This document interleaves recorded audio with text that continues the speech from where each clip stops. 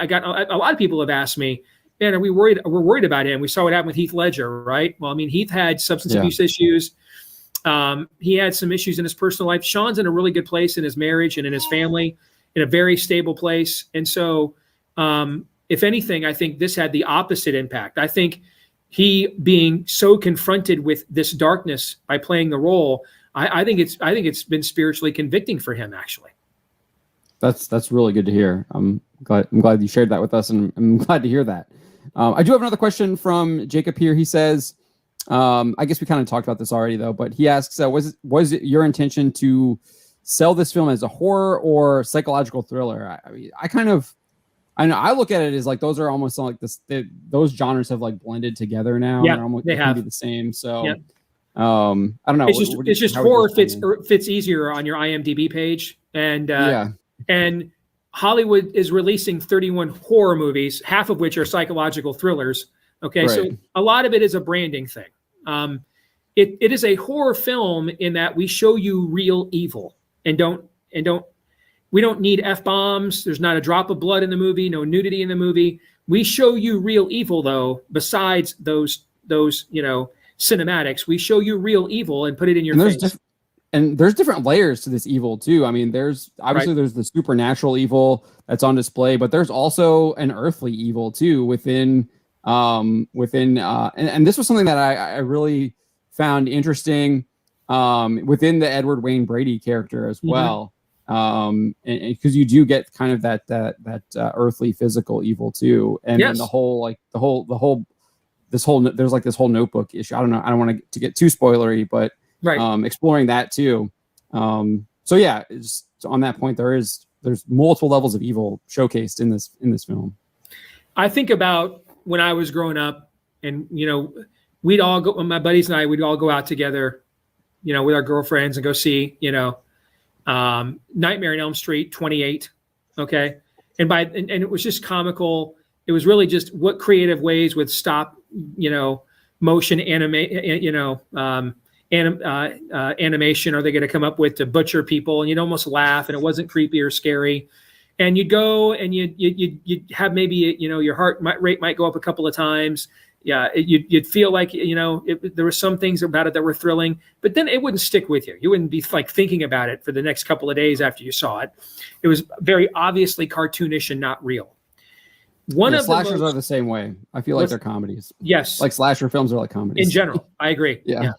This is a film, I can't tell you, I mean, I've screened it to people all over the country, conservative leaders, church leaders. We've done preview screenings. Everyone has told me, this movie stuck with me, man. It got in my head. I mean, the line that our warden says there in the teaser trailer you showed, he got in your head, didn't he? This gets in your head. And the reason why is this is the real thing. And we've all still got that Blaise Pascal hole in the heart, man. Okay, a God-shaped hole in the heart. And this is the real thing. And despite all the ways we've tried to convince ourselves with our modern accoutrements and technologies and edumacations that this stuff isn't real, still somewhere in the back of our minds is this, this basic instinct where we know that it is. And I think that that's kind of been a vestigial organ, a dead sector of the human brain in the West. It's been turned down along with critical thinking for the last generation. And we kind of flicked at it in the movie and got its attention and woke it back up. And now a lot of people are like, yo, man, I got to see this again. I know there are things that I missed. And I mean, those are some of the most common reactions we have received. What is, so obviously you have a smaller budget. You kind of did this, you said you financed it yourself.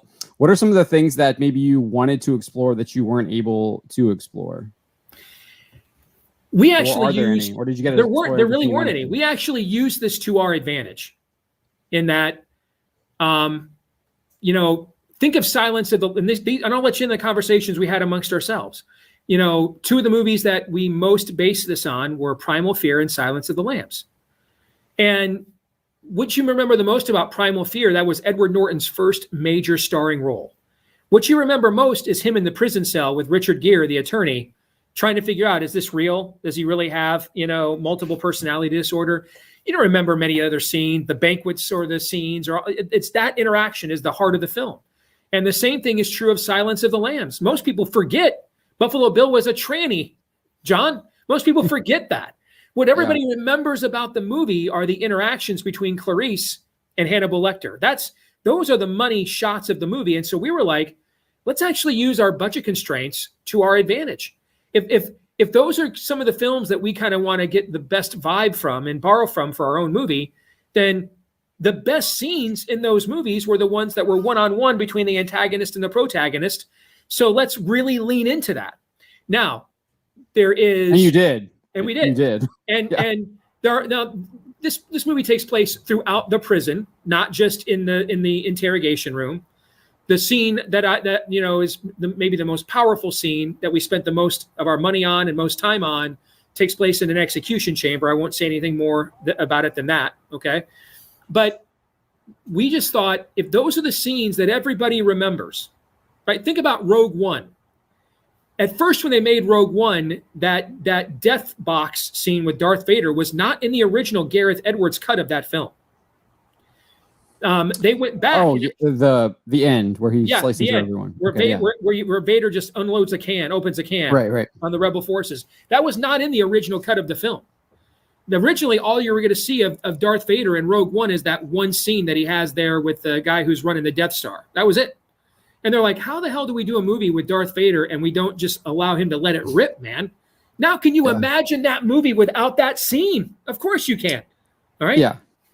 And so we just decided, even if we had $30 million to make this movie, the best scenes were probably going to be the dialogue scenes anyway. So let's just do that. Let's just lean into what we know is our best material. In some respects, it made it easier, right? It's a little bit like at NCAA tournament time.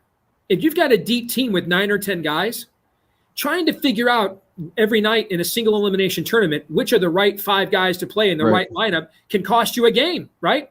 On the other hand, if you've got 3 or 4 guys that are your everyday guys, then your rotation's already spoken for. You don't have to worry about overcoaching your team, And so I think this actually played to our advantage. I think if this is successful, we will definitely do my book, the sequel book, A Nefarious Carol. And because of the success of this, we will be offered more money for a budget. The challenge will be to not fall in love with that, right? And I think that's the difference between the Peter Jackson who makes the Lord of the Rings films and the Peter Jackson who makes King Kong. Or The Hobbit. Or The Hobbits, right? Yeah. To that end, we have a question here from Trevor Martin. He asks, he says, how much does it have to make? Or I guess I'm going to kind of paraphrase it. What does success actually look like in order to get Nefarious Carol made? Well, this is where the industry has dramatically changed since COVID.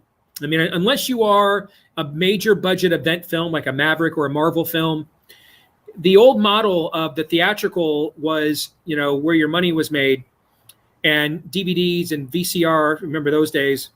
Yeah. It's different now.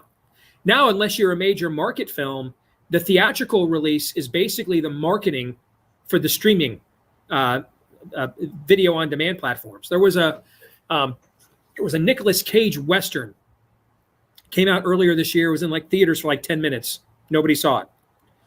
But I didn't. I'm trying to what Nicolas Cage Western. The Old Way or something is what it's called, I want to say. Okay. But I mean, this film is like freaking printed money in VOD because people saw the poster in movie theaters, saw the trailer in theaters. That's how they heard about it. And so they're like, that looks like something I can wait to buy when I get, when it comes out on streaming. And that's the new model. In February, I don't know, I haven't seen the March numbers yet. In February, 9 of the top 10 VOD movies in the country all had theatrical releases. So for a horror film like ours, the model is the theatrical release is actually now the marketing for the other platforms that will come later. And I know it's weird. Our people still buy a crap ton of DVDs. All right. I know. My parents buy Blu-rays all the time. Believe Entertainment sold 2 million DVDs of Unplanned in 2019. Okay.